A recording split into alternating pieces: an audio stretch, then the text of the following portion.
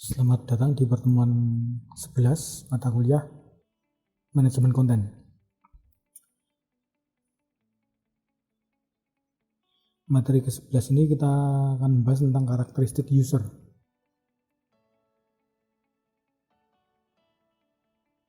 User itu menurut Smart Insight dari studi yang dilakukan oleh Smart Insight, saat ini ada lebih dari 4,7 miliar pengguna internet dan sebagian besar diantaranya lebih sering menggunakan perangkat mobile untuk keperluan sehari-hari, misalnya ngecek email.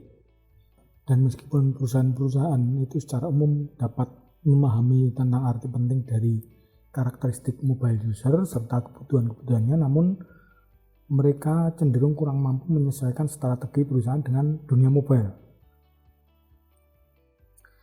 Nah, untuk meningkatkan atau memanfaatkan potensi mobile user yang sangat banyak ini, maka kita perlu memahami tentang karakteristik mereka. Karakteristik pertama yaitu cepat dan tidak sabaran. Di sini desktop user itu berada di sebuah situs itu lebih lama 3 kali lipat dibandingkan dengan mobile user. Saat sama-sama mengakses situs tertentu, mobile user itu lebih cepat berpindah ke situs lain dibandingkan dengan desktop user.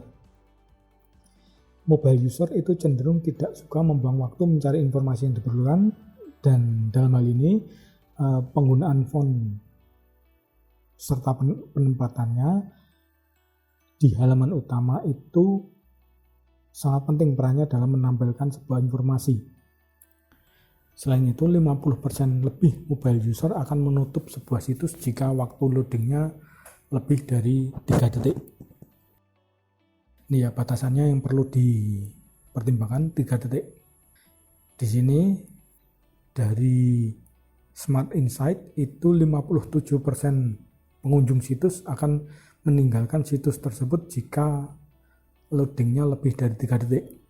Itu lebih dari separuh yang pergi. Kemudian 80% dari 57 itu tidak akan kembali ke web tersebut. Itu potensi kerugiannya cukup besar, potensi kehilangan calon konsumennya cukup besar. Kemudian hampir separuh dari mereka, dari 57% itu mengatakan pengalaman negatif atau menceritakan pengalaman negatif itu pada teman mereka. Kemudian yang kedua, user itu mobile dan desktop itu tidak suka jika harus mempelajari user interface dalam melakukan sesuatu. Jadi apabila kita buat desain user interface itu haruslah mudah dipahami dan jelas, dimana segala sesuatunya harus langsung dapat dipahami secara sekilas. Kemudian juga pastikan bahwa elemen-elemen interaktif dari user interface itu, misalnya button, itu ukurannya cukup besar agar tidak salah pilih. Khususnya untuk mobile ya, untuk bikin tombol yang ukurannya paslah dengan jari. Jangan kayak close button di iklan itu yang kecil-kecil sekali. Berikutnya karakteristik ketiga, lebih dari 89% mobile user itu lebih suka menggunakan aplikasi, menggunakan app dibandingkan dengan website. Meskipun versi mobile, karena versi app itu cenderung kinerjanya lebih baik. Dalam hal ini jika memungkinkan buat versi app dari website Anda, karena selain lebih banyak yang mengakses, tipe app ini akan memberikan user experience yang jauh lebih tinggi dibandingkan dengan website. Sebagai tambahan, app ini secara otomatis akan ditampilkan di home screen sehingga akan meningkatkan loyalitas user. Kemudian keempat, semakin banyak mobile user yang berbelanja menggunakan aplikasi mobile. Beberapa waktu lalu orang biasanya mencari produk lewat perangkat mobile, kemudian melakukan pembayaran secara manual, misalnya ke Indomaret, atau menggunakan desktop. Namun kecenderungan ini sudah berubah. Itu semenjak tahun 2019 itu dalam laporan Ready Cloud itu disebutkan bahwa jumlah pembelian yang dilakukan secara online menggunakan perangkat mobile itu sebesar 36,3 miliar dolar itu tahun 2019. sudah 2 tahun yang lalu ya. Kemudian jumlah orang yang berbelanja menggunakan perangkat mobile adalah 2 miliar. Dan 25% dari penghasilan perusahaan diperoleh dari platform mobile ini. Karakteristik berikutnya adalah mobile user dan desktop user ya, dan semuanya lah. Itu suka diskon. Menurut Statista, jumlah kupon diskon yang diberikan kepada mobile user terus mengalami peningkatan. Itu tahun 2015 itu jumlah kupon dari Juniper Research itu ada 1,05 miliar kupon yang diberikan pada user. Pemberian kupon diskon semacam ini memang terbukti mampu meningkatkan penjualan produk, baik itu melalui website maupun melalui mobile app. Kemudian karakteristik berikutnya, mobile user lebih suka sharing hal-hal yang mereka temukan di internet dibandingkan dengan pengguna desktop. Kalau mereka menemukan sesuatu yang menarik bagi dirinya, kemungkinan besar dia akan sharing. Ini merupakan alat promosi yang sangat baik. Hal ini karena perangkat mobile itu tentu saja ya selalu dibawa kemanapun juga. Kemudian hal-hal yang di-share itu termasuk gambar atau foto, kemudian produk atau aplikasi yang mereka suka.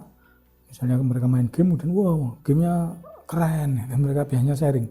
Kemudian informasi tentang diskon, misalnya di e-commerce ternama Tokopedia ada gratis ongkir, ada Harbolnas dan seterusnya. Kemudian produk dengan merek yang mereka suka. Nah, seperti tadi ya, kecenderungan sharing ini membuka peluang besar bagi perusahaan untuk dapat memanfaatkan kesempatan ini semaksimal mungkin. Berikutnya, mobile user adalah mayoritas kaum muda. Ini dari beberapa penelitian disebutkan bahwa mayoritas mobile user adalah kelompok usia 18 sampai 29 tahun. Kemudian kelompok usia berikutnya adalah 30 sampai 49 tahun. Kemudian 50 sampai 64 dan yang paling sedikit itu 65 ke atas. Meskipun kecenderungan juga semakin tinggi. Berikutnya, mobile user cenderung sangat aktif pada pagi dan malam hari. Di luar jam kerja mereka ya. Menurut penelitian yang dilakukan di Microsoft oleh Financial Times, itu mobile user sangat aktif pada jam 6 sampai jam 9 di pagi hari, kemudian jam 6 sampai jam 10 malam hari. Nah, ini informasi ini dipakai oleh perusahaan untuk menayangkan iklan mereka. Berikutnya, perangkat mobile lebih sering digunakan untuk quick search. Jadi kalau misalnya main game itu ya, itu kalau orang yang main game kemudian ketemu boss levelnya itu sulit dimatikan, dia nyarinya di HP. Untuk pencarian cepat itu biasanya pakai perangkat mobile. Kemudian apabila informasi yang didapat dari pencarian itu kurang meyakinkan atau kurang lengkap, baru beralih ke menggunakan desktop. Nah, ini artinya bahwa informasi yang ditampilkan pada perangkat mobile haruslah mudah dipahami dan jelas. Karakteristik berikutnya, sebagian besar mobile user menggunakan perangkat mobile untuk mengecek email seperti tadi. Di sini menurut survei dari Salesforce, mayoritas responden mengatakan bahwa mereka mengecek email setidaknya 1 kali setiap hari. Kalau kita punya email service yang berbeda, misalnya kita punya 2 email, itu mungkin lebih dari 1 kali.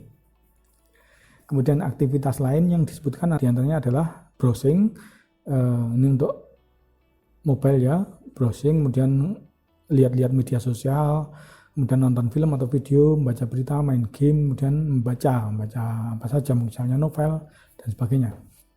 Nah, di sini teknik marketing yang menggunakan email itu masih cukup layak dipertimbangkan. Tapi tentu saja email yang diberikan ke user itu tetap harus menarik agar user bersedia membacanya. Kalau dilihat aja judulnya nggak menarik, itu langsung di delete, masukkan trash.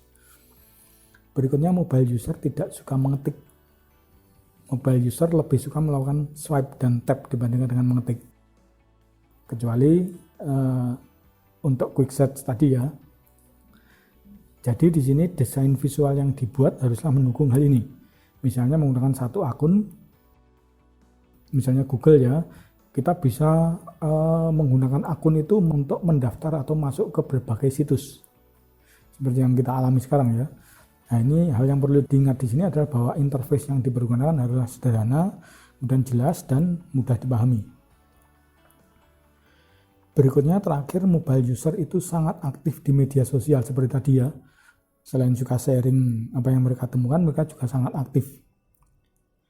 Di sini, menurut penelitian yang dilakukan oleh Mobile Marketing Watch, ini platform media sosial sangat menarik bagi mobile user, khususnya platform yang memungkinkan mereka untuk sharing, misalnya foto, misalnya di Instagram, Pinterest, dan sebagainya. Di sini perusahaan bisa memanfaatkan hal ini dengan memperkuat brand mereka di media sosial, dan itu memang sudah banyak dilakukan. Mungkin cukup sekian untuk materi ke-11. Untuk tugas silahkan lihat di ELA. Sekian dan terima kasih.